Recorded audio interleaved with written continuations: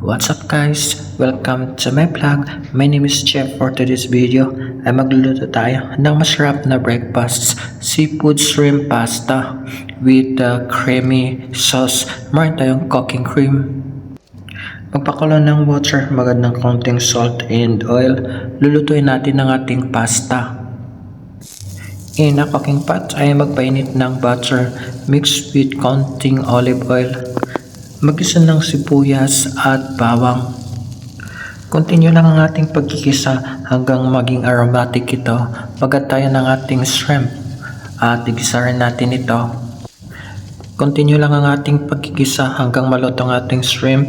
Magad tayo ng ating cooking cream and konting salt and yung ating ground pepper.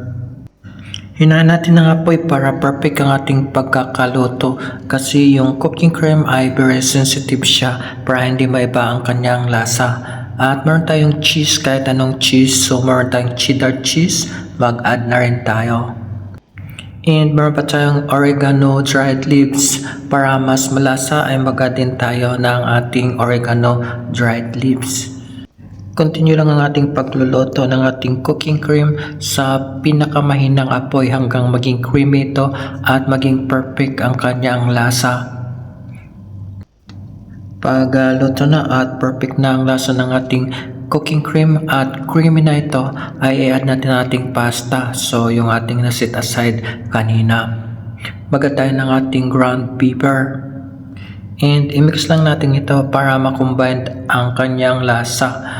At kitang-kita talaga guys na napakasarap ng ating pasta with cooking cream at kitang-kita yung kanyang shrimp. Yung ating lagayan guys, luto na ito at mag-add tayo para sa ating topping ng cheese, coriander leaves at yung ating oregano leaves. At luto na ito, ready to serve na ang ating food para sa ating breakfast. Masarap na pasta, seafood pasta with creamy sauce.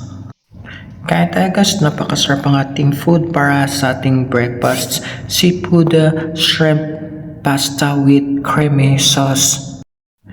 And parang perfect siya i-partner sa soft drinks. So meron tayong soft drinks at meron pa tayong hot drinks, yung ating onion tea with fresh mint leaf and water. So kain tayo guys.